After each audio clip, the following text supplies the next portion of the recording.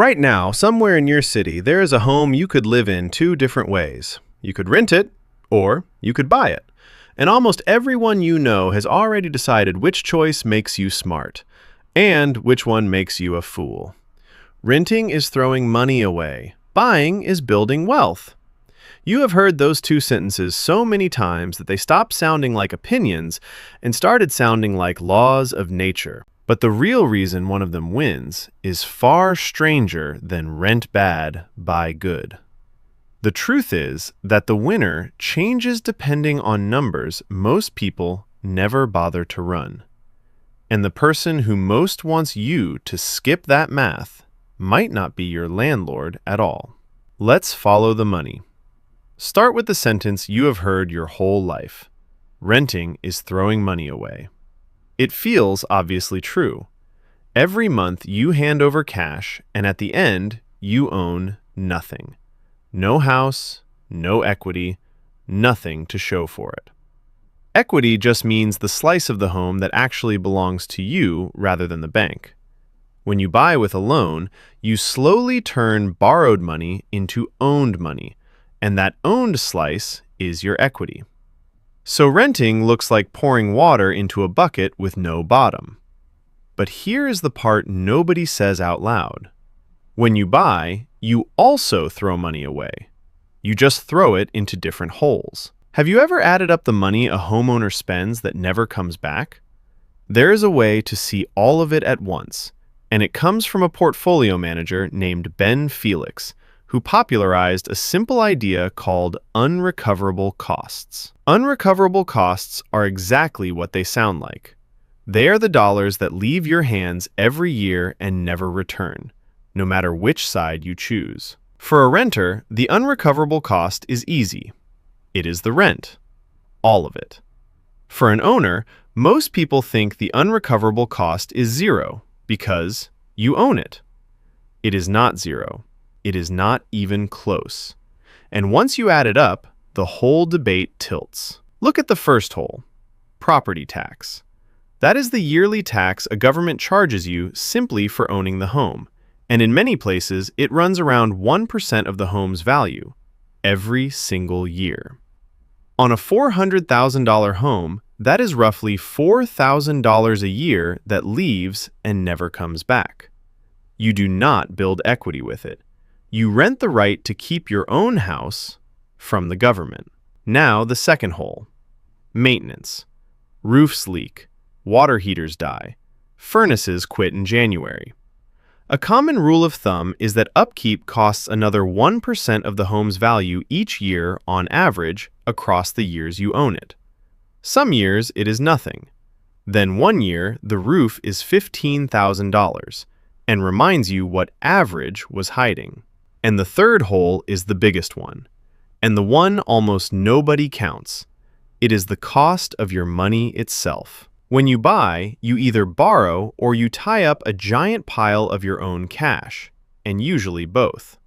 The borrowed part costs interest. Interest is the fee the bank charges for using its money, and in the early years of a mortgage, almost every payment you make is interest, not equity. A mortgage is just a home loan you pay back slowly over decades. In year one, you are mostly paying rent to a bank and calling it ownership. But the cash part costs something too. And this is the piece your instincts miss completely. Say you put down $80,000. The moment that money becomes a wall and a roof, it stops being able to do anything else. It cannot sit in an index fund. It cannot compound. Compounding is when your money earns a return, and then that return earns its own return, until the growth builds on itself, like a snowball rolling downhill. Economists have a name for what that trapped $80,000 quietly costs you: opportunity cost. Opportunity cost is the value of the best thing you gave up to do the thing you chose. Your down payment did not just buy a house. It bought a house instead of a growing investment, and that instead of has a price, even though it never shows up on any bill. Add the three holes together, roughly 1% for tax, roughly 1% for maintenance, around 3% for the cost of your capital, and you land near 5% of the home's value, every year gone, unrecoverable. So here is the comparison the math actually asks you to make.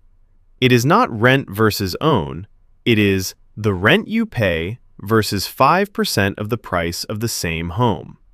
If a place costs $400,000 to buy, 5% is $20,000 a year, or about $1,660 a month, that you will never see again as an owner.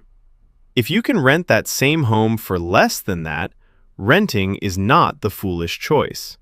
It might be the cheaper one. Does that number match your city? Or does it flip the story you were told? There is a fast way to check, and it has a name: the price to rent ratio. You take the price of a home and divide it by 1 year of rent for a similar home.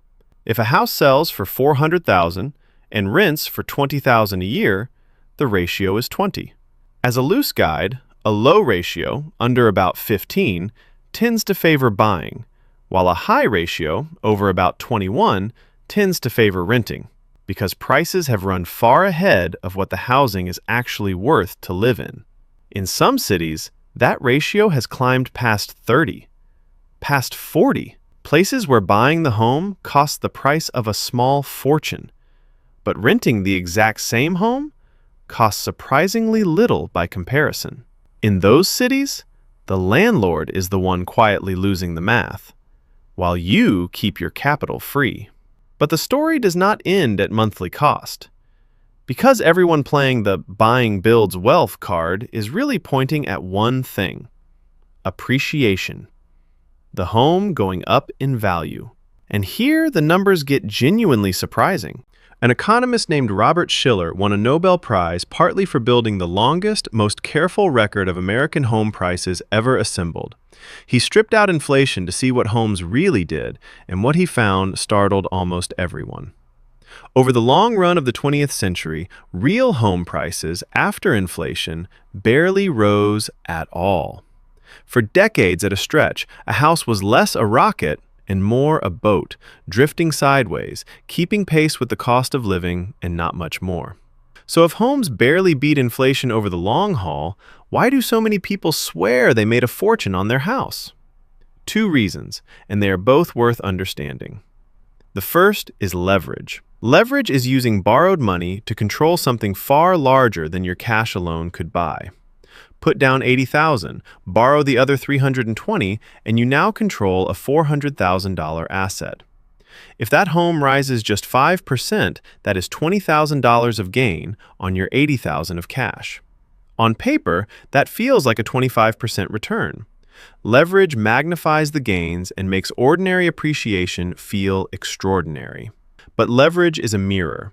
It magnifies losses just as hard. If the home falls 5%, you did not lose 5%.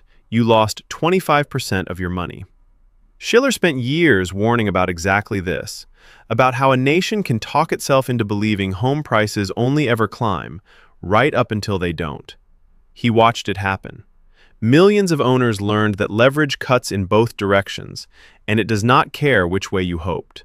The second reason people feel rich from their homes is quieter, and it is the real secret of this whole debate. It has almost nothing to do with real estate. It has to do with you. The writer Morgan Housel put it plainly. A mortgage is a forced savings plan disguised as a debt. Every month, whether you feel like it or not, a chunk of your payment turns into equity. You are compelled to set money aside. You cannot skip it, cannot talk yourself out of it, cannot spend it on a weekend that felt important at the time. That is the thing renting does not do for you. When you rent, nobody forces you to save the difference. And the entire case for renting, the whole beautiful math of it, rests on one fragile assumption: that you will take the money you did not spend on ownership and actually invest it. Be honest with yourself for a second. Would you? Because most people don't. The rent versus buy calculators quietly assume a disciplined investor who funnels every saved dollar into a growing portfolio for 30 years without flinching. That person wins the math on paper, but that person is rare. For everyone else, the clumsy, expensive, forced savings of a mortgage beats the elegant plan they never actually followed. This is where two more names matter, because your own brain is playing on the field. Daniel Kahneman, a psychologist who won a Nobel Prize in economics, showed that humans feel the pain of losing far more sharply than the joy of gaining. He called it loss aversion. Losing $100 hurts about twice as much as finding $100 feels good. And that lopsided wiring quietly pushes you toward owning, because renting feels like a monthly loss with nothing to hold, while a mortgage feels like you are winning something, even when the actual numbers say otherwise. Then there is Richard Thaler, another Nobel winner, who described something called the endowment effect. The endowment effect is our strange habit of valuing a thing more simply because we own it. The moment a house is yours, your mind inflates it. You stop seeing the leaking roof and the trapped capital and the 5% bleeding out every year, and you start seeing my home, an asset that surely, obviously, only goes up. Thaler also gave us mental accounting, the way we sort money into separate boxes in our heads and treat each box by different rules. A homeowner counts every mortgage payment as building wealth. That same person, renting, counts every rent check as a loss. But the tax, the maintenance, the interest, the trapped down payment, those get filed under just part of owning and quietly ignored. Same money leaving, different feeling. And the feeling, not the math, is usually what decides. So which side actually wins? Here is the honest answer. The one the loud voices skip. It depends. And it depends on things you can actually measure. It depends on how long you will stay. Buying carries enormous one-time costs. Closing costs to purchase, which are the fees, taxes, and paperwork charges that pile up when you buy, often run several percent of the price. Then agent fees when you sell can take another 5 or 6% off the top. Add them up, and you can lose around 10% of the home's value just walking in and walking out. If you sell after 2 or 3 years, appreciation rarely covers that. You bled 10% for the privilege. Over 10 or 15 years, that same cost spreads thin and stops mattering. Short stay, renting usually wins. Long stay, buying gets stronger. It depends on your city's price-to-rent ratio. Cheap to buy relative to rent, buying pulls ahead. Wildly expensive to buy relative to rent, renting and investing the difference pulls ahead. And it depends on the person you actually are, not the disciplined investor you imagine you'll become. If you will invest every saved dollar with an iron hand, renting can quietly win. If you know deep down that the money you save will evaporate into a nicer life, then the forced savings of a mortgage might build more wealth than your best intentions ever will. Notice what this means. The rent versus buy question was never really a question about houses. It was a question about behavior. The house is just the container. What actually builds wealth is the same thing in both cases.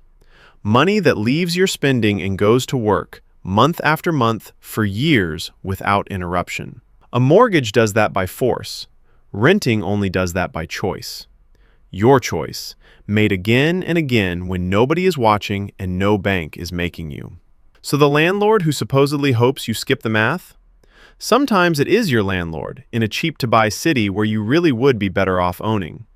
But just as often, in an expensive city, the one who benefits from you not running the numbers is the seller, the agent, the whole quiet chorus that repeats, renting is throwing money away, until you stop counting the money that ownership throws away too. Run the numbers for your own life. Find the price-to-rent ratio in your city. Add up the 5% that ownership quietly costs. Then ask the only question that has ever mattered here. Not should I rent or buy, but whichever I choose, will the money I don't spend actually go to work? Because a home can hold your life beautifully either way. The wealth was never in the walls. It was always in what you did with the money the walls didn't take. Right now, somewhere in your city, there is a home you could live in 2 different ways. And now you know the truth the loudest voices left out. Neither way makes you rich or foolish on its own. The choice was never rent or buy. It was whether your money keeps working, after the door closes behind you.